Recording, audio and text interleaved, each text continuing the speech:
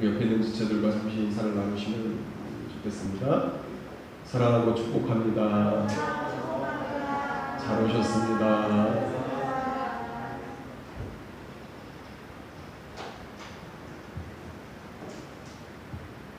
기독교의 역사를 보면 이 믿음과 행함 사이에 치열한 논쟁이 있었습니다.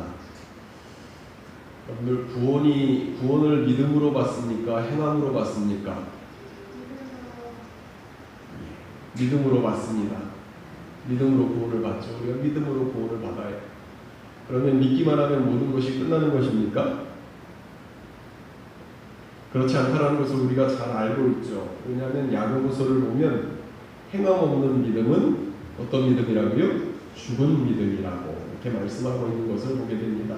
참된 믿음은 항상 행함으로 우리의 삶으로 증명이 되어집니다. 삶이 없는 믿음은 죽은 믿음이라고 말씀하고 있어요. 그럼 믿음과 행함 둘 중에 어느 것이 더 중요할까요? 우문입니다. 둘 다 중요해요. 둘 다. 근데 신앙의 역사를 보면 시대마다 이 무게 중심이 좀 달랐다라는 것을 발견하게 돼요. 어떤 때는 믿음보다 행함이 더 중심에 가 있을 때가 있었고, 어떤 때는 행함보다 믿음이 더 중심이 되어졌던. 이 문제는 뭐냐면 이것이 무게 중심이 너무 한쪽으로 기울어져 버리면 이 신앙의 삶 가운데, 신앙의 역사 가운데, 기독교의 역사 가운데 큰 어려움을 맞이하게 되어지는 그러한 모습을 발견하게 되어집니다. 특별히 종교개혁 시대에는 믿음보다 행함에 더 강조점이 있는 그러한 시대였습니다. 그러다 보니 어떤 현상이 나타나요? 구원은 믿음으로 받는데 구원을 받으려면 고백을 해야 되는데, 그렇죠? 우리가 행함으로 노력을 해서 구원을 받는 모습이 있대. 그럼 나중에는 어디까지 가냐면 가고 가다가 어디까지 가냐면 면죄부를 팔아먹는, 죽은 사람을 위해서 면죄부를 사면 죽은 사람이 지옥에서 천당으로 옮겨진다라는 그런 논쟁이, 그런 이야기가 있을 정도로 이게 극으로 치우쳐버리는 그러한 역사적인 배경이 있었습니다. 이것을 보다 못한 마르틴 루터가 종교개혁을 일으켜서 뭐라고 주장해? 아니다, 믿음은 오직 믿음으로만 가능한 거다. 이제 종교개혁이 일어나잖아요. 이 마르틴 루터가 종교개혁을 일으켰습니다. 구원은 오직 믿음으로만 가능하다는 이 구원을 가지고 종교개혁을 일으켰습니다. 그래서 이 마르틴 루터는 야고보서를 굉장히 싫어했어요. 지푸라기 서신이라고. 왜요?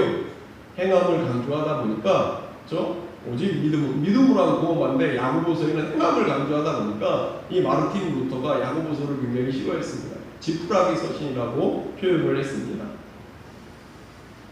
여하튼 그래서 이 개신교의 신앙의 전통은 오직 믿음으로, 이것을 굉장히 중요하게 여기고 오직 믿음으로 구원을 얻는다.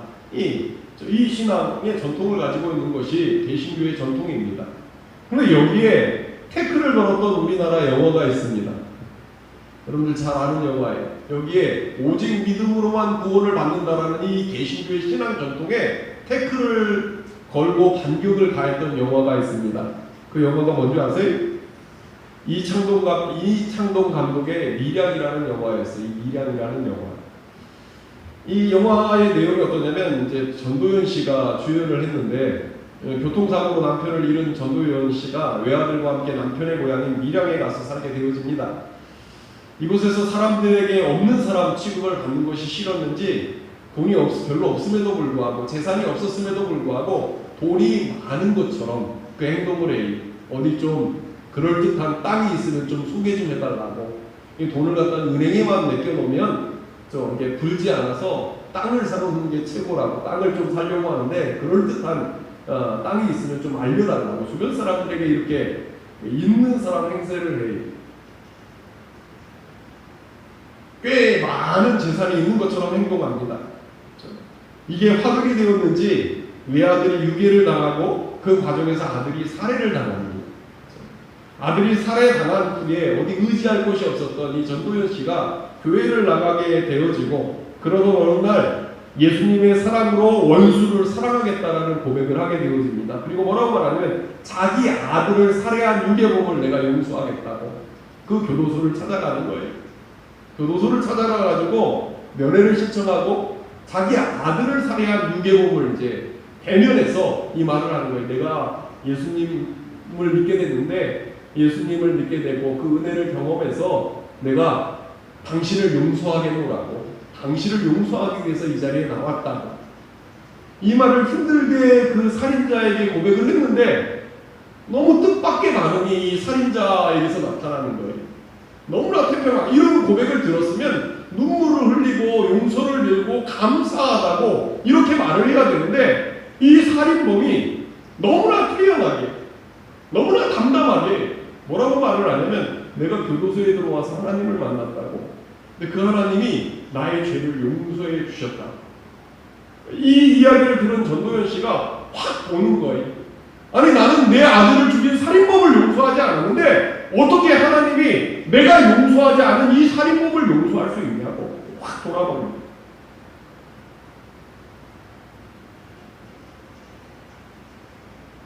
그리고 저 신앙과는 정반대의 삶을 살아가는 그러한 내용의 영화가 이 미학이라는 영화예요.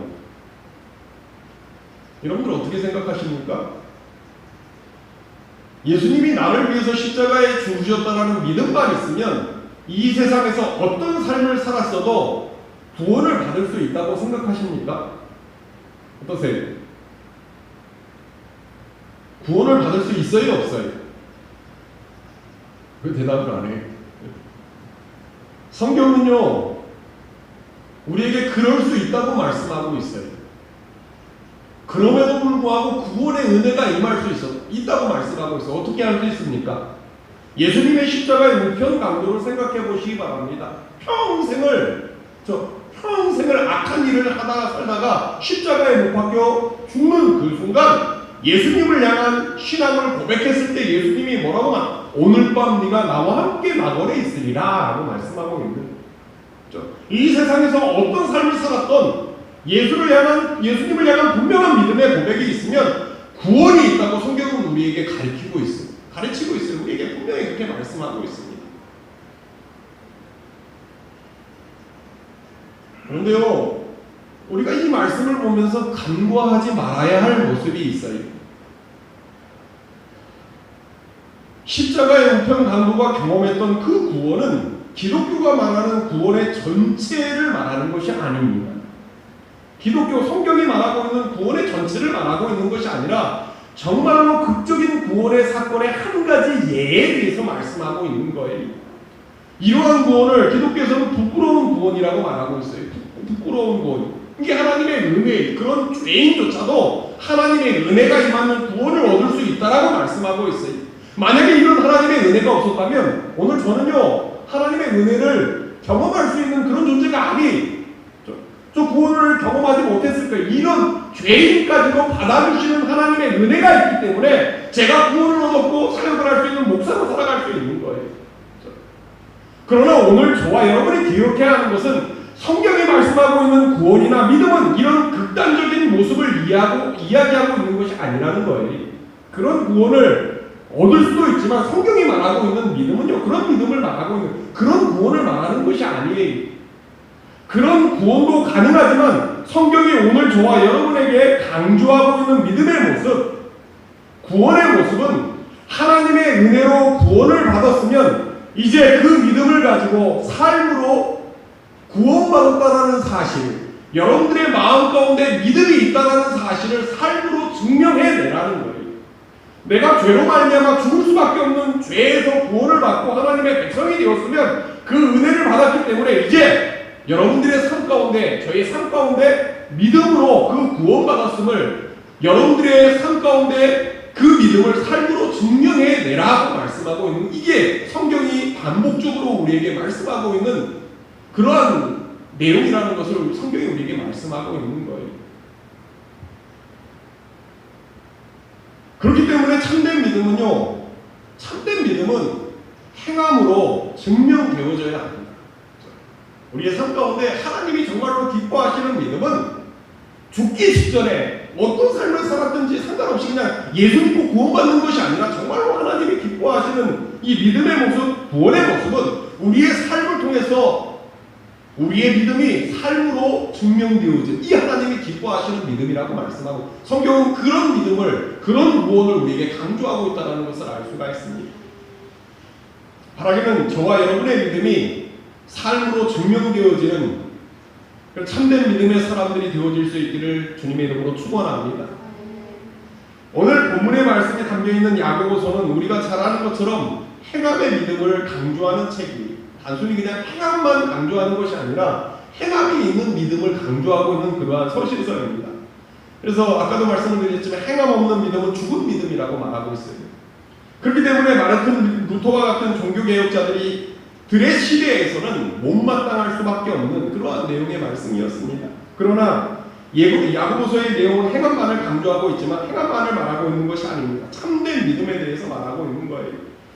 믿음을 가졌다면 행해야 한다는 것을 강조합니다. 그런데 이 행함을 강조하는 야고보서의 마지막 결론 부분이 오늘 본문의 말씀의 내용입니다. 행함을 강조하는 이 야고보서의 마지막 결론 부분에 해당하는 말씀이 오늘 본문의 말씀이에요. 야고보서의 마지막 결론이 무엇입니까? 야고보서의 마지막 결론은요, 결국 기도하라는 거예요. 기도입니다. 기도하라는 것으로 결론을 맺고 있습니다. 그 이유가 무엇 때문입니까? 성경이 강조하고 있는 믿음은요, 머릿속에 알고 있는 지식이 아니라 삶 가운데 행함으로 증명해야 하는 그러한 믿음이라고 말씀을 드렸어요. 그런데 오늘 저와 여러분의 삶 가운데서 여러분이 가지고 있는 믿음을 삶 가운데 행함으로 증명해내는 것이 쉽습니까? 어렵습니까? 쉬워요? 어려워요? 오늘 저와 여러분들이 기억해야 하는 것은 내 힘과 내 능력만을 가지고 우리의 삶을 통해 믿음을 증명해낸다는 것은요, 불가능한 일입니다. 이게 내 힘과 내 능력으로 되어지지 않아요. 한번 따라해 보시기 바랍니다. 기도하는 자만이 삶으로 믿음을 증거할 수 있다. 하나님의 은혜가 우리에게 임하지 않으면요, 하나님의 능력이 우리에게 임하지 않으면 그 어떤 사람도 믿음을 삶으로 증명해낼 수 있는 사람이 강한 사람도 없어요. 우리의 삶 가운데 우리가 가지고 있는 믿음을 우리의 삶으로 증명해내기 위해서는요, 하나님의 은혜가 필요한데 그 하나님의 은혜는 기도하는 자에게 하나님의 은혜가 임한다고 말씀하고 있는, 한번 생각해 보세요. 오늘 저와 여러분이 알지 못해서 믿음으로 살지 못하는 사람이 있습니까? 교회에 조금만 다녔어도요, 어떤 모습이 하나님이 기뻐하시는 믿음의 모습인지 다 알아요. 머리로 알아요. 많은 사람들이 알아요.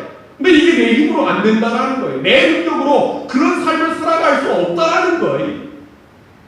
성경이 뭐라고 말하냐면, 여러분들의 삶으로 믿음을 증명해내려면 오늘 야고보서가 말하는 행함이 있는 믿음이 진짜 믿음인데 그 믿음의 삶을 살아가려면 결론을 맺는 거예요. 기도하라. 기도하는 사람이 삶으로 행함을 증명해낼 수 있다라고 말씀하고 있는 거예요. 특별히 오늘 본문의 말씀을 보면 야고보서를 기도로 마무리하면서 소개하고 있는 사람이 하나 등장합니다. 누구입니까? 엘리야라는 사람이 등장해요. 오늘 본문 말씀인 야고보서 5장 17절 말씀을 다 같이 읽겠습니다. 같이 읽습니다. 시작. 엘리야는 우리와 성정이 같은 사람이로되 그가 비가 오지 않기를 간절히 기도한즉 3년 6개월 동안 땅에 비가 오지 아니하고, 엘리야를 소개하고 있어요. 오늘 말씀에 나오는 이 엘리야를 통해서 이 어두워지는 세상 가운데 믿음으로 살아가는 우리의 믿음을 삶으로 증거하기 위해서 여러분들이, 저와 여러분이 반드시 누려야 할 능력이 세 가지가 있습니다. 내 마음 안에 있는, 내 머릿속에 있는 믿음을 삶으로 증명해내기 위해서 오늘 저와 여러분들이 이 땅을 살아가면서 반드시 누려야 할 세 가지 능력이 있어요. 이 능력을 누려야 우리의 삶을 통해 믿음이 증명되어질 수 있습니다. 이 엘리야의 모습을 통해서 우리가 이 땅을 살아가면서 그 능력, 누려야 할 세 가지 능력이 무엇인지 살펴보면서 은혜를 나누기를 원합니다. 첫째로요, 오늘 말씀에 나오는 엘리야를 통해서 성경이 오늘 저와 여러분에게 말씀하고 있는 것은 세상이 어두워지면 어두워질수록, 한번 따라해보세요. 하나님이 찾으시는 한 사람으로 세우시는 하나님의 능력을 누려야 한다. 여러분, 이 땅을 살아가면서요, 우리의 삶 가운데 우리의 삶을 통해 믿음을 증명해내기 위해서는요, 이 어두워지는 세상이 어두워지면 어두워질수록 하나님이 찾으시는 한 사람으로 세우시는 그 하나님의 능력이 우리의 삶 가운데 경험되어져야 됩니다.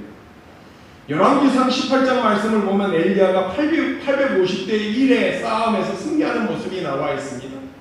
이 승리가 의미하는 것이 무엇입니까? 무엇을 말씀하고 있는 거예요?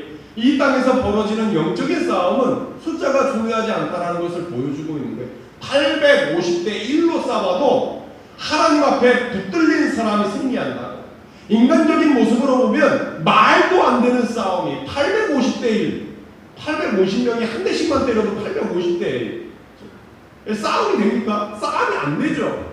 그런데 하나님 앞에 붙들리면 이 싸움에서도 승리할 수 있다고. 영적인 싸움에서는 얼마나 많은 사람이 나를 지지하느냐 이게 중요한 것이 아니라 하나님 앞에 붙들리는 것이 중요하다고 말씀하고 있는 거예요. 예수님의 사역만 봐도 그렇습니다. 예수님은 인류 역사의 최고의 선생님이며 위대한 교사였습니다. 예수님쯤 된다면 가급적 충분히 많은 사람을 훈련시켜서 3년 딱 공생애를 사셨는데 그 3년 동안 가급적 많은 사람을 만나서 많은 사람들을 세우면 복음이 더 빨리 증거되어질 거 아니에요. 그런데 예수님의 사역을 보면요, 군중을 선택하지 않으셨습니다. 예수님은 사람의 숫자에 현혹당하지 않으셨어요. 오히려 오병이어 사건 이후에 사람들이 막 몰려와가지고 자신을 왕으로 삼기로 하자 그들을 흩으셨다고 말씀하고 있습니다. 그리고 제자들을 피해 보내셨다고 12명의 사도를 세우는 것으로 이 공생애를 마무리하시는 예수님의 모습이 나와 있습니다. 숫자가 중요하지 않다고 말씀하고 있는 거예요. 하나님의 역사에는 숫자가 중요하지 않다고 말씀하고 있는 거예요. 하나님의 손안에 붙들려 있는 사람이 중요하다고 말씀하고 있는 거예요. 오늘 본문의 말씀은 아니지만 이사야 60장 22절 말씀을 같이 읽겠습니다. 시작. 그 작은 자가 천을 이루겠고 약한 자가 강국을 이룰 것이다. 때가 되면 나 여호와가 속히 이루리라. 성경은 그 어디에도 많은 숫자를 주목하고 있지 않습니다. 숫자가 많은 것을 좋아하는 것이 아닙니다. 하나님에게 붙들린 한 사람을 주목해요. 많은 숫자를 주목하는 것이 아니라 하나님에게 붙들린 한 사람에게 주목하는 그러한 모습이 성경에 계속 반복적으로 기록이 되어져 있어요. 이스라엘 민족이 애굽에서 종살이를 할 때 이스라엘 백성의 고통으로 인하여 하나님께 부르짖었습니다. 그때 하나님이 준비하신 것이 뭐였어요? 군대를 준비하시지 않았어요. 도울 나라를 준비한 것이 아니라 모세 한 사람을 예비하셨어요. 하나님 앞에 붙들린 한 사람, 모세를 예비하시고 준비하시는 예수님, 하나님의 모습이 나옵니다. 그 모세를 통해서 출애굽의 역사가 기록이 되어지는 거예요.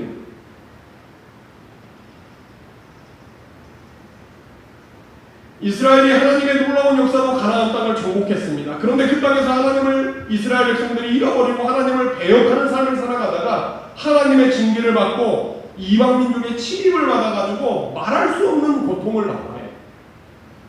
말할 수 없는 고통을 받습니다. 이 고통 가운데 이 이스라엘 백성이 부르짖으면 역시 하나님은 한 사람을 세우셔서 이스라엘 민족을 구원해내시는, 그게 뭐예요? 사사기의 말씀. 사사기. 이스라엘이 범죄하면 이 이방 민족이 침공을 받아가지고 말할 수 없는 고통을 받을 때 이들이 부르짖으면 한 사람을 세워, 군대를 보내는 게 아니라 한 사람을 세우셔서 하나님의 살아계심을 증거하는, 그들을 구원해내는 하나님의 역사가 기록이 되어져 있습니다. 오늘 말씀에 나오는 엘리야도 마찬가지였습니다. 북이스라엘이 다 넘어가는 것 같을 때 하나님이 세우신 사람은 단 한 사람이었어요. 엘리야를 통해서 하나님의 살아계심을 증거하는 모습이 성경에 기록이 되어져 있습니다. 그렇기 때문에 이 세상이 아무리 어두워지고 믿음의 사람들을 눈 씻고 찾아볼 수 없는 것 같은 세대를 우리가 살아간다고 해도 절망할 필요가 없습니다. 오늘 저와 여러분이 하나님에게 붙들린 한 사람이 된다면 이 세상에 하나님이 하나님 되심이 증거되어지고 이 세상이 변화되어지는 역사가 나타날 것이기 때문에 성경이 그렇게 우리 하나님의 나라의 역사가 그렇게 이어졌다고 말씀하고 있잖아요. 하나님의 일은 사람의 수로 밀어붙인다고 되는 것이 아니라고 말씀하고 있는 거예요. 하나님에게 사로잡힌 한 사람이 있으면 된다고 말씀하고 있는 거예요. 세상과 타협하지 않고 하나님께 붙들린 한 사람, 그 한 사람만 있어도 역사는 다시 회복될 수 있고 살아날 수 있는 기회가 되어질 수 있다고 말씀하고 있는 거예요. 바라기는 오늘 저와 여러분이 이 어두워지는 세상 가운데 하나님에게 붙들린 한 사람으로 세워지는 이 놀라운 능력을 누릴 수 있기를 주님의 이름으로 축원합니다. 오늘 이 세대가 끝없이 어려워지는 상황 가운데 절망할 필요가 없어요. 저와 여러분이 하나님 앞에 붙들린 한 사람이 되어지면 하나님의 능력으로 모든 것이 회복되어질 수 있다고 말씀하고 있는 거예요. 세상이 약하다고 탓할 것이 아니라 오늘 내가 하나님 앞에 붙들린 한 사람이 되어지는 것이 더 중요하다고 말씀하고 있는 거예요. 우리가 주 앞에 나올 때마다 저와 여러분들의 심령 안에 소망이 있었으면 좋겠어요. 내가 내 삶이 하나님에게 붙들린 한 사람이 되어지기를 원하는 그 소망을 가지고 이 땅 살아갈 수 있기를, 그럴 때마다 우리를 붙드시고 일으켜 세우셔서 하나님의 나라를 이루고 가시는 그 은혜의 손길을 누릴 수 있기를 주님의 이름으로 축원합니다.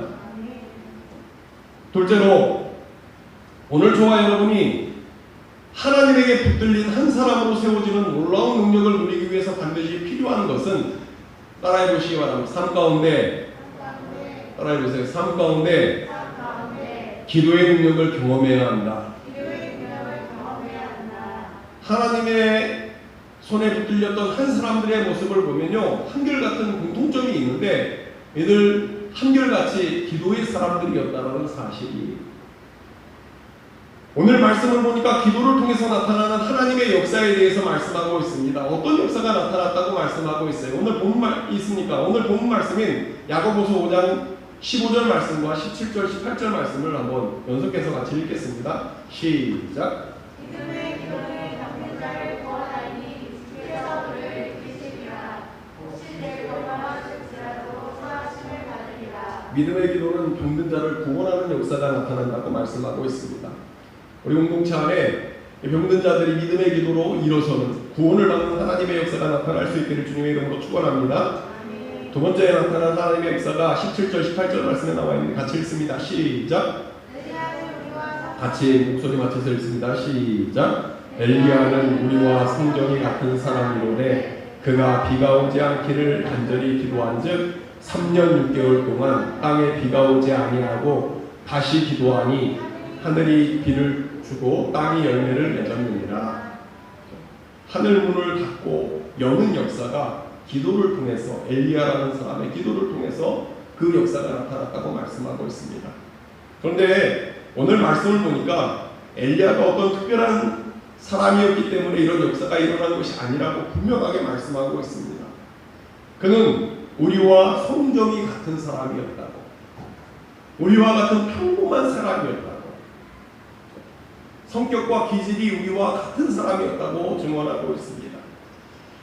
그런데 그럼에도 불구하고 엘리야를 통해서 하나님의 놀라운 역사가 나타난 이유가 무엇 때문이었습니까? 죽은 자가 일어나고 하늘에서 불이 떨어지고 하늘문이 닫히고 열리는 역사가 이 엘리야를 통해 나타났던 이유가 무엇 때문입니까? 그 이유는 엘리야는 우리와 같은 성경을 가진 평범한 사람이었지만 기도로 그 성경을 뛰어넘는 사람이었기 때문에, 하나님 앞에 매달려 기도함으로 그 약한 성경을 가진 연약한 엘리야가 기도로 그 연약한 성경을 뛰어넘었기 때문에 그를 통해 하나님의 놀라운 역사가 일어났다고. 우리와 다른 어떤 특별한 능력을 가지고 있었던 것이 아니라 우리와 같은 똑같은 성경을 가지고 있었지만 그가 기도로, 하나님 앞에 부르짖는 기도로 그 성경을 뛰어넘으니까 놀라운 하나님의 역사가 그를 통해 나타났다고 말씀하고 있는 거예요.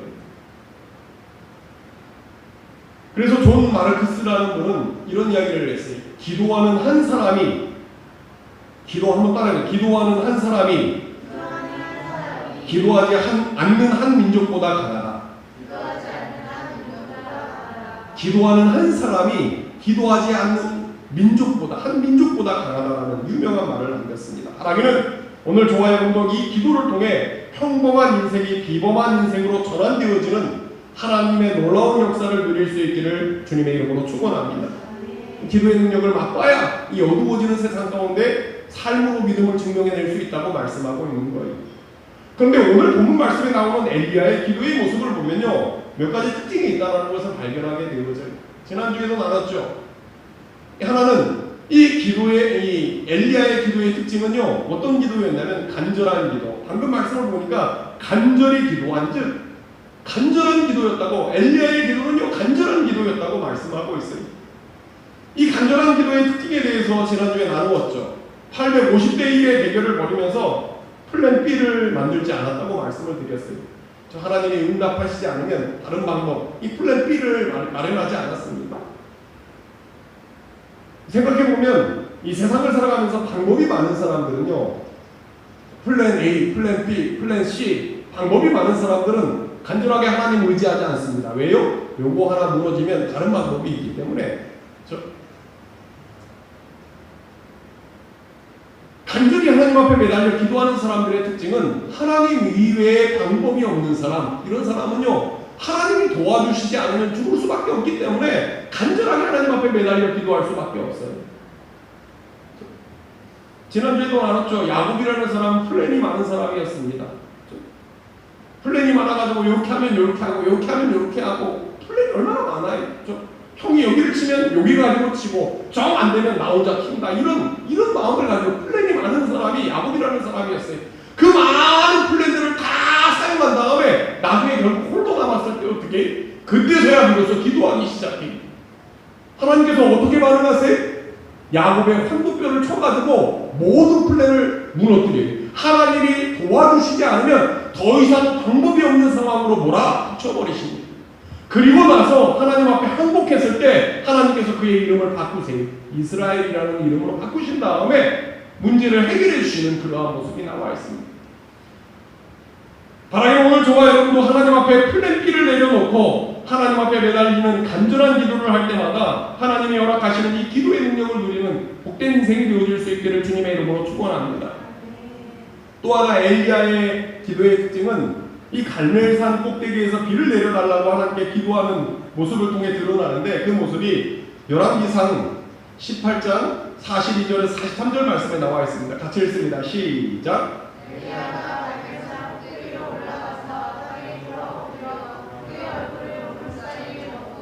그의 사환에게 이르되 올라가 바다 쪽을 바라보라. 그가 올라가 바라보고 말하되 아무것도 없나이다. 이르되 7번까지. 아멘. 하나님이 엘리야의 기도에 처음부터 응답하신 것이 아니었다고 말씀하고 있습니다. 몇 번을 기도했다고 말하고 있어요? 7번까지 기도했다고 말씀하고 있어요. 물론 이 7번이라는 숫자에 어떤 신학적인 의미가 담겨져 있으면 완전수라는. 근데 만약에 7번 기도했는데 하나님이 응답하시지 않았다고 한다면 엘리야는 8번 기도했을까요? 언제까지 기도했을 거냐면 하나님이 응답하실 때까지 기도하셨을 거예요. 기도했을 거예요. 엘리야의 기도는요, 엘리야라는 사람의 기도의 특징은 하나님이 응답하실 때까지 기도하는 이 기도의 사람이었다는 걸 성경이 우리에게 보여주고 있습니다. 하나님이 응답하시지 않을 때 엘리야라고 절망하지 않았겠습니까? 엘리야라고 낙담하지 않았겠습니까? 엘리야라고 마음에 조바심이 없었겠습니까? 포기하고 싶은 마음이 없었겠습니까? 그런데 그럼에도 불구하고 하나님이 응답하실 때까지 기도하는 거예요. 성경을 보면 그도 우리와 동일한 성경을 가지고 있었던 사람이었다고 말씀하고 있어요.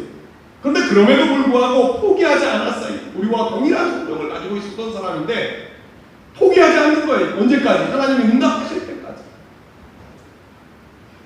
우리와 같은 성경을 가지고 있는 연약한 사람이었지만 기도로 연약함을 뛰어넘었을 때 기도의 능력을 누리게 되었다고 말씀하고 있는 거예요. 특별히 성경에 나오는 위대한 믿음의 사람들의 모습을 보면 우리와 별반 다른 것이 없었던 사람들이 대부분이었다는 것을 발견하게 되어져요. 반복적으로 성경에서 계속해서 그러한 모습을 말씀하고 있어요. 기드온 굉장히 소심했습니다. 뿐만 아니라 우유부단한 사람이었습니다. 그래서 하나님이 말씀을 주셨을 때 확인하고 또 확인해요. 한 번 확인하면 될 텐데 확인하고 또 확인하는 모습이 나와 있습니다. 예레미야도 마찬가지입니다. 예레미야 선지자는 굉장히 우울한 성격을 가진 사람이었던 것 같습니다. 사람들이 하나님의 말씀에 반응하지 않자 자신을 공격했을 때 자신의 생일까지 저주했던 사람이 예레미야였습니다. 얼마나 많이 울었는지 눈물의 선지자라는 담대하고 강한 사람이 아니었다고. 성격이 굉장히 여린 그러한 소유자의 우울질의 사람이었던 것 같아요. 모세도 마찬가지였습니다. 모세도 가만히 보면 우울질이었던 것 같아요. 장인 이두로의 집에서 정말로 무기력한 삶을 살아가는 모습이 성경에 나와 있잖아요. 근데 이렇게 소심하고 연약한 사람들을 통해 하나님의 놀라운 역사가 일어나기 시작합니다. 이들을 통해 나라를 폐하기도 하고 세우기도 하는 역사가 일어나요. 그 이유가 무엇 때문입니까? 그 비결은 딱 하나예요. 하나님에게 붙어 있었기 때문에 하나님 앞에 붙어 있는 거예요. 하나님께 붙어 있으면 강해지는 거예요. 하나님께 붙어 있는 방법이 무엇입니까?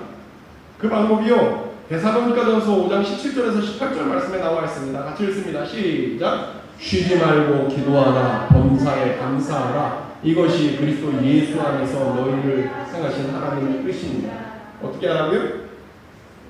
쉬지 말고 기도하라고 말씀하고 있습니다. 이것이 너희를 향한 하나님, 그리스도 예수 안에서 너희를 향한 하나님의 뜻이라고 말씀하고 있습니다. 종이는요, 한 장만 있으면 그냥 찢어져요. 힘이 있어요, 없어요? 그냥 찢어집니다. 그냥 저같이 연약한 사람도 찢어져요. 이 종이가 콘크리트에 딱 벽에 붙어 있으면요, 이게 콘크리트 딱 붙어 있으면 콘크리트와 똑같은 강력함을 가지게 되어져요. 중요한 것은 무엇이냐면 혼자 있는 어디에 붙어 있느냐가 중요하다라는 거예요. 그냥 홀로 있는 것이 아니라 붙어 있으면 붙어 있는 것의 힘이 나에게 그대로 온다고 말씀하고 있는 거예요. 그 붙어 있는 방법이 뭐예요? 많은 사람들이 홀로 보면 정말로 연약한 사람, 우유와 성장이 같은, 그들도 낭망할 수밖에 없었고 어두워지는 세상 가운데 낭망하고 절망하고 원망과 불평을 가지고 살아갈 수밖에 없었던 사람이었는데, 그들이 기도로 하나님과 붙어 있으니까 그들을 통해 나라를 폐하는 하나님의 역사가 일어나고 나라가 세워지는 하나님의 역사가 그들을 통해 우리와 같은 성정을 가지고 있었던 사람들을 통해서 그런 하나님의 역사가 임했다고 말씀하고 있는 거예요.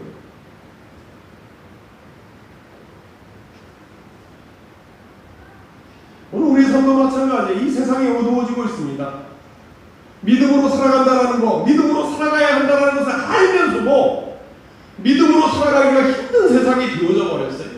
어떻게 믿음을 우리의 삶으로 증명하겠습니까? 방법은 하나밖에 없습니다. 하나님 앞에 붙어 있는 거예요. 하나님에게 붙어 있는 거예요. 어떤 방법으로? 기도하는 것밖에 없다라는 거예요. 기도하는 거.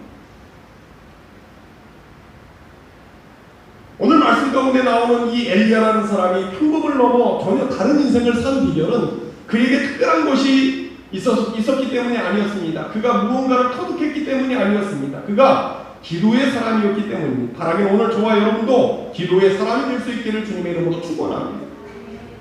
오늘 말씀 가운데 나오는 엘리야의 기도의 내용이 무엇이었습니까? 엘리야가 무엇을 위해서 기도하고 있습니까? 엘리야가 그토록 간절하게 하나님 앞에 기도했던 기도의 내용이 무엇이었습니까? 그 모습이 오늘 본 말씀인 야고보서 5장 17절에서 18절 말씀에 나와 있는데 같이 읽겠습니다. 시작. 엘리야는 우리와 성정이 같은 사람이로되 그가 비가 오지 않기를 간절히 기도한즉 3년 6개월 동안 땅에 비가 오지 아니하고 다시 기도하니 하늘이 비를 주고 땅이 열매를 맺었느니라.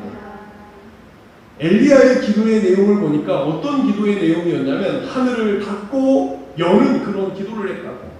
간절히 기도해서 하늘을 닫고 하늘을 여는 기도를 했다고 말씀하고 있습니다.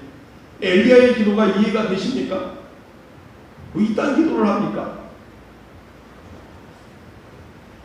하늘 문을 닫고 여는 일이 엘리야에게 도대체 무슨 이익이 있었겠습니까? 하늘 문을 연다고 하늘 문을 닫는다고 엘리야에게 무슨 돈이 떨어집니까? 사람들이 인정을 합니까? 뭐가 있기에 엘리야가 이런 기도의 내용을 가지고 간절히 하나님 앞에 기도했겠습니까? 그 이유는요, 엘리야의 기도의 내용을 가만히 살펴보면 다른 기도의 내용이 아니라 철저하게 하나님이 하나님 되심을 드러나게 만드는 기도의 내용이었다는 것을 발견하게 된 거죠. 하나님이 하나님 되시는, 이스라엘 민족은 제가 자주 말씀을 드렸지만 원래 유목민이었습니다. 그런데 가나안 땅은 농경민족이 거주하던 그러한 땅이었어요. 농경의 핵심이 뭐예요? 풍년이 들기 위해서는 강수량이 중요합니다. 강수량이 중요해요. 강수량에 따라서 수확량이 결정되어지기 때문에 그렇습니다. 그런데 비를 주관하는 신이 바알과 아세라였어요. 하나님이 허락하신 가나안 땅에서 먹고 살기 위해서 하나님을 배역하는 거예요. 아세라와 바알과 아사레에게 제사를 드려야 비가 내리는데, 그렇죠? 먹고 살기 위해서 하나님을 배역하고 그 땅 누가 줬어요? 하나님이 주셨어요. 하나님의 은혜로 가나안 땅을 차지했어요. 하나님의 능력으로 그 땅을 차지했는데 그 땅에서 먹고 살려고 하나님을 배역하는 일들이 일어나기 시작하는 거예요. 나라 전체가 넘어갔습니다. 그런데 엘리야가 기도하니까 하늘문이 닫혀요. 다시 기도하니까 하늘문이 열렸다고 말씀하고 있습니다. 이 무엇을 의미하는 거예요? 바알과 아세라가 비를 주관하는 것이 아니라 비를 주관하시는 분은 바알과 아세라가 아니라 하나님임을 이 기도로 증명해내는 거예요. 삶으로 하나님의 살아계심을 증명해내는 거예요.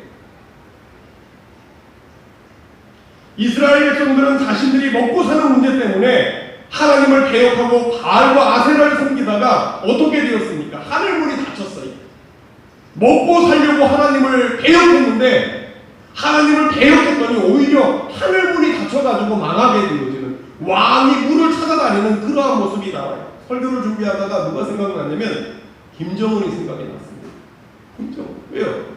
김정은이 시찰할 때 무슨 물고기 나오는데 시찰을 하고 무슨 공장에 가가지고 잘했다고 박수치고 똑바로 하고, 우리나라 대통령이 무슨 물고기 잡는 데 가가지고 거기에 시찰하고 있습니까? 그만큼 먹고 살기 힘든 거예요. 왜 북한이라는 나라가 그렇게 먹고 살기 어려운 나라가 되었습니까? 남과 북이 갈릴 때의 생각을 한번 생각해 보세요. 오늘 많은 지식인들이 이념을 따라 북한으로 올라갔어요. 남한은요, 많은 목사님들과 신앙인들이 신앙 때문에 남한으로 내려왔어요. 그렇죠?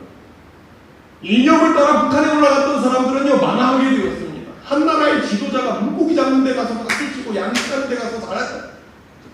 아비물을 찾아다니는 거하고 똑같은 거예요. 먹고 살기 위해서 쫓아갔더니 그런 역사가 일어났다고 말. 신앙을 쫓아 내려온 곳에서는요, 경제 대국이 일어났습니다. 이 무엇을 말하고 있는 거예요?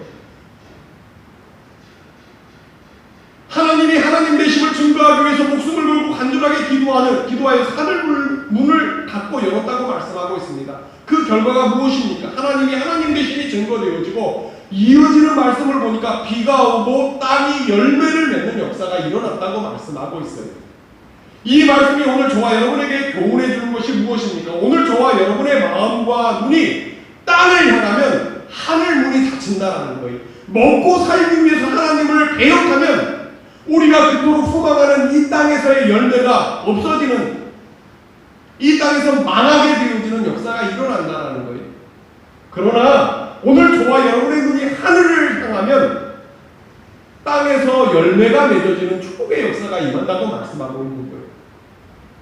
하나님, 오늘 저와 여러분이 오늘 말씀에 나오는 이 엘리야처럼 이 마음과 눈이 하늘을 향하는, 땅을 향하는 것이 아니라 먹고 살기 위해서 하나님을 배역하는 삶을 살아가는 것이 아니라 목숨을 걸고 하늘을 향할 때마다 하늘 문이 열리고 이 땅에서도 하나님이 주시는 축복을 누리는, 열매를 거두는 복된 생애가 되어질 수 있기를 주님의 이름으로 축원합니다. 여기 믿음의 사람들이 땅을 살아가면서 누려야 할 놀라운 하나님의 능력은요, 기도의 능력을 경험해야 합니다. 하나님을 참 사랑하는 제가 이 기도의 능력을 누리고 하나님이 붙드시는 한 사람으로 세워지는 역사가 일어날 수 있기를 주님의 이름으로 축원합니다. 마지막으로 오늘 저와 여러분이 이 세상을 살아가면서 반드시 누려야 할 능력이 또 하나 있다면 한번 따라해 보시기 바랍니다. 위기를 돌파하는 능력. 이 땅을 살아가는 이 어두워지는 세상 가운데 믿음의 사람들이 이 땅을 살아가면서 반드시 누려야 할 또 하나의 능력이 있다면 위기를 돌파하는 능력을 누려야 합니다. 오늘 저와 여러분이 어두워지는 세상 가운데 다가오는 위기를 어떻게 돌파할 수 있겠습니까? 뭐니 해도 머니가 아니라 기도예요. 기도. 하나님에게 매달려야 합니다. 하나님에게 붙어 있어야 돼요. 오늘 말씀에 나오는 엘리야도 마찬가지였습니다. 엘리야가 기도를 어떻게 배웠습니까? 엘리야가 기도를 어떻게 배웠냐면 위기를 통해서 배웠습니다. 위기를 통해서 배웠어요. 엘리야의 생애를 보면 엘리야는 계속해서 위기를 넘나드는 모습, 엘리야의 생애 자체가 위기를 넘나드는 그러한 삶이었다는 것을 보여주고 있어요. 그가 살았던 시대가 위기의 시대였습니다. 하나님을 떠나고 바알을 숭배하고 아합과 아이세벨이 악한 정치가 계속되어지고 우상들은 우글거리고 하나님을 배역하는 그러한 시대, 그런 시대를 살았던 사람이 엘리야였습니다. 무사태평 한가한 상황 가운데 기도를 배운 것이 아니었습니다. 위태위태한 시대 가운데 그런 시대를 살아가면서 기도를 배우는 엘리야의 모습이 나와 있는 거예요. 엘리야가 처음으로 부름을 받았을 때도 마찬가지입니다. 엘리야가 그리 시내가에 머물러 있을 때 시내가 말라버렸습니다. 위기가 찾아온 거예요. 그리고 가루 한 움큼과 기름 조금으로 외아들과 마지막으로 음식을 먹고 죽으려고 생각했던 가난한 과부의 집으로 보냄을 받았습니다. 과부에게 그 집으로 보냄을 받았어요. 엘리야의 시대를 보면 모든 것이 위기입니다. 개인적으로도 위기의 시대였고 국가적으로도 위기의 시대였습니다. 갈멜산 정상에서 850명의 거짓 선지자들과 대결하는 것도 위기였습니다. 850명이 있는 데서 그들과 홀로 대결했습니다. 그뿐이었습니까? 과부의 아들이 죽는 사건이 벌어졌습니다. 그것도 위기, 죽음보다 더 큰 위기가 어디에 있겠습니까? 이렇게 끊이지 않고 반복되는 위기의 상황 가운데 무너지지 않고 그 위기를 돌파하는, 어떻게 돌파했습니까? 그 위기의 순간순간 하나님 앞에 기도함으로 돌파하는 엘리야의 모습이 나와 있는 거예요. 다니엘이라는 사람도 마찬가지였죠. 다니엘 역시 이방의 왕실에 끌려가 정족들에게 둘러싸여 위기 속에 살아갑니다. 다니엘을 죽이려고 교회를 노리는 사람들에게 둘러싸여져 있었습니다. 직장을 다니다가 나를 괴롭히는 한 사람만 생겨도 정말로 힘들어요. 상사 하나가 나를 괴롭혀도요, 정말로 죽고 싶은 마음이 듭니다. 다니엘은요, 온 사방이 자기를 죽이려고 하는 사람들로 둘러싸여 있었다고 말씀하고 있어요. 자신을 죽이려는 사람들로 우글거리는 왕실의 한가운데서 계속 사는 다니엘을 한번 생각해 보세요. 게다가 그는 이방인이었습니다. 나중에는 사자굴 속에 던져지는 최악의 순간을 맞이했습니다. 다니엘을 그냥 기도의 사람으로 생각해서는 안 됩니다. 그는 위기 속에서도 이 기도의 능력을 경험하고 기도의 능력을 통해 위기를 돌파했던 사람이라고 말씀하고 있는 거예요. 모세도 마찬가지였습니다. 광야를 통과하는 가운데 수없이 많은 위기를 맞이하게 됩니다. 모세는 수없이 많은 위기를 겪으면서 하나님 앞에 납작 엎드리는 모습이 성경에 기록이 되어져 있습니다. 기도는 그냥 배우는 것이 아닙니다. 모세라는 사람도 위기의 상황 속에서 끊임없이 하나님 앞에 엎드릴 때마다 위기를 돌파하는 하나님의 은혜를 경험하게 되어졌다고 말씀하고 있는 거예요. 오늘 우리의 삶도 마찬가지입니다. 수없이 많은 위기의 상황이 우리에게 몰려오고 있어요. 때로는 내가 잘못해서, 때로는 내 잘못과 상관없이 수없이 많은 위기의 상황이 우리에게 몰려나오고 있습니다. 예전에 안산 빛나교회 유재명 목사님에 대해서 제가 말씀을 몇 차례 드렸던 기억이 있는데, 이분은 정말로 고생을 많이 했어요. 지하에서 개척을 시작했는데 정말로 어려웠다고 합니다. 10년 동안 성도가 하나도 없었대요. 그런데 포기하지 않고 기도하는 거예요. 얼마나 세게 기도했던지 어느 날 저 지하에 있던 교회가 5층으로 올라가게 되지. 막 기도하다 보니까 어느 날 갑자기 저 지하에서 벗어나게 달라 기도하는데 5층으로 올라가게 돼요. 이게 또 어려운 5층으로, 엘리베이터 없는 5층. 쉬웠겠습니까? 3층 올라가는 것도 힘든데 5층으로 올라갔어요. 이게 굉장히 어려운 거예요. 은행에서 6천만 원을 빌리고 사채로 6천만 원을 빌려서 그게 5층에 상가 건물을 얻었다고 합니다. 그런데 정말로 어려웠대요. 다 빚이니까. 그렇게 기도하는데 어느 날 재개발되는 곳에 10억이 조금 넘는 종교부지가 나와서 계약을 하고 또 빚을 내가지고 계약을 하고 잔금을 치루었다고 합니다. 근데 그게 사기였어요. 10억을 빚져가지고 종교부지를 얻었다고 계약을 했는데 사기였어요. 10억을 그냥 날린 거예요. 나중에 돈을 끌어모아가지고 정리를 하고 다 했는데, 다 정리가 됐는데 빚만 4억이 남았대요. 근데 그런 가운데 여전도에서 야유회를 갔는데, 야유회를 가서 배를 탔다가 6명이 배가 뒤집혀가지고 6명이 그 야유회 갔다가 여전도에 온 6명이 죽은 거예요. 물에 빠져가지고. 참사랑교회에서 그런 일이 있었으면 어떤 상황이 벌어졌을까요? 주변에서 난리가 나는 거예요. 소문이 났어요. 저 교회 가면 사기를 당한다. 저 교회 가면 사고가 난다. 그 교회는 목사가 되면 안 되는 사람이 목사가 되었다. 이 주변에 이런 소문이 쫙 퍼진 거예요. 유재명 목사님이 마음의 결단을 내렸다고 합니다. 나는 사람으로부터 위로를 받는 것이 아니라 하나님에게 위로. 누가 위로해 줬겠어요? 그런 상황 가운데 누가 위로를 해줬겠어요? 얼마나 많은 자책이 있었겠습니까? 이런 상황 가운데 해주는 사람도 없고 위로 받을 건덕지가 하나도 없으니까 이 목사님 결단을 내는, 나는 사람에게 위로를 받는 것이 아니라 하나님에게 위로를 받겠다. 이 시간만 있으면 나와가지고 눈을 감고 기도하는 거예요. 이 목사님이 이 이야기를 하면서 뭐라고 하냐면, 눈을 감으면 행복하네요. 눈을 뜨면 겁이 나요. 그래서 저 그 간증을 듣는데 눈물이 나더라고요.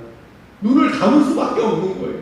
눈을 감고 기도할 수밖에 없는 거예요. 하나님 위로해달라고, 이 빚 갚아달라고, 하나님 이 어려움을 극복해 달라고. 눈을 감으면 하나님의 은혜를 생각하니까 마음이 편안해지는 거예요.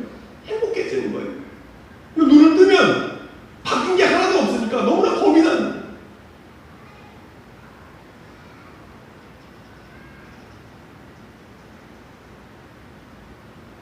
이와 같은 성도들이 이런 사건이 있은 다음부터 유재명 목사님에게 기도를 받지 않는,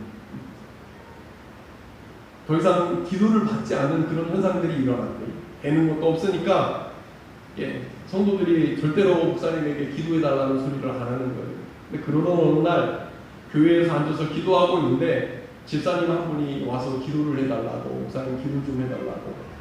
목사님 마음 가운데 기쁨이 있는 거예요. 그래도 나한테 기도 받으려고 온 성도가 있는 기쁨이 있는 거예요.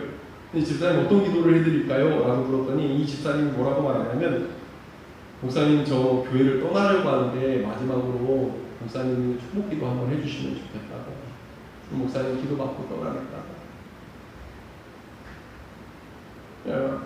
이 집사님 입장에서 그 교회 가면 사기당한다, 그 교회에서 헌신하면 죽는다, 그 교회 목사는 목사가 되어서는 안 되는 사람이 목사가 되어가지고 그 교회가 그 어려움을 당한다, 이런 소리를 마음이 흔들린 거예요. 그리고 이제 떠나가려고 하는데 그냥 떠나갈 수는 없으니까 미안한 마음이 드니까, 목사님 기도 한번 해주시면 제가 축복 기도 받고 교회를 다른 데로 옮기려고 한다. 유재명 목사님 그 얘기를 들으니 마음이 어떠했겠습니까? 목사님의 입에서 자기도 모르게 이런 말이 튀어났다고 합니다.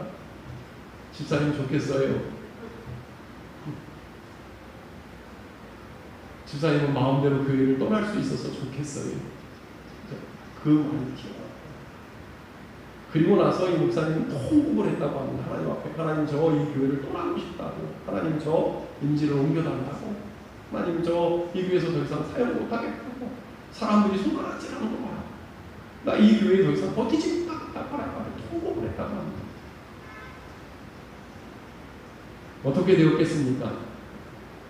그 집사님이 결국 떠나지 못했어요. 떠나지 못했고 안산에서 한번 인터넷 들어보세요. 빛나교회라고 큰 교회를, 하나님의 은혜로 큰 교회를 위기를 돌파했거든요. 그 상황 가운데, 그 어려움 가운데 기도로 그 위기를 돌파하는 하나님의 역사를 경험하게 되었다는 그런 간증이었어요. 오늘 저와 여러분이 살아가고 있는 이 시대, 혹시 위기의 시대입니다. 때로는 내가 잘못된 선택을 해서 우리를 무너지게 만드는 삶의 상황들이 있어요. 뿐만 아니라 내 선택과는 상관없이 세상의 어려움 때문에, 세상의 하늘문이 닫혀서 우리의 삶 가운데 어려움이 올 때가 있습니다. 우리가 무슨 힘으로 그것을 뛰어넘을 수 있겠어요? 성경이 오늘 우리에게 말하는 거예요. 기도로 하나님에게 붙어있으면 하나님께서 그 위기의 상황을 어떻게 하신다고요? 돌파하게 만드신다고 말씀하고 있는, 기도하라는 거예요. 기도하는 사람의 삶 가운데 하나님이 역사하시고 그 삶의 현장에서 그 믿음이 증거되어지고 하나님이 하나님 되심이 증거되어진다고 말씀하고 있는 거예요. 우리와 다른 특별함이 있어서가 아니라 그 위기의 상황 가운데 하나님 앞에 매달려 기도했더니 하나님의 은혜가 그에게 임해서 그 믿음이 증거되어지고 위기를 돌파하는 역사가 일어나라고 말씀하고 있는 것입니다. 바라기는 이 위기의 시대에 저와 여러분이 기도하는 사람이 되어지고 참사랑 공동체가 기도하는 교회가 되어서 위기를 돌파하고 하나님이 하나님 되심을 드러내는 복된 믿음의 사람들이 되어지고 믿음의 공동체로 세워지는 하나님의 역사를 누릴 수 있기를 주님의 이름으로 축원합니다. 말씀을 정리합니다. 저와 여러분이 살아가고 있는 이 세대 참 어렵습니다. 엘리야 시대만큼 위기가 계속해서 하나님을 배역하는 모습이 우상의 모습이 드글드글한 시대를 우리가 살아가고 있습니다. 참 많은 어려움이 있습니다. 영적으로 엘리야의 시대와 별반 다른 것이 없는 그런 시대를 살아가고 있습니다. 이러한 시대에 하나님을 믿는 사람들이 반드시 누려야 할 세 가지의 능력이 있다고 오늘 본문 말씀을 통해서 말씀을 드렸어요. 첫째로 하나님이 붙들어 세우시는 한 사람으로 세우시는 그 하나님의 능력을 누려야 한다. 한 사람을 세우시는 하나님의 능력, 그것을 저와 여러분들이 하나님의 능력으로 세워지는 한 사람이 되어져야 한다고 말씀을 드렸습니다. 둘째로 어두워지는 세상 가운데 하나님이 붙들어 세우시는 한 사람이 되려면 기도의 능력을 경험해야 된다고 말씀을 드렸어요. 기도의 능력. 마지막으로 그 기도를 통해 우리의 삶 가운데 다가오는 이 위기의 상황을 돌파하는 그 능력을 누려야 한다고 말씀을 드렸습니다. 바라기는 참사랑교회가 그리고 저와 여러분이 이 어두워지는 세상 가운데 이러한 하나님의 능력을 누리는 복된 믿음의 사람으로 믿음의 공동체로 세워지는 역사를 누릴 수 있기를 주님의 이름으로 축원합니다.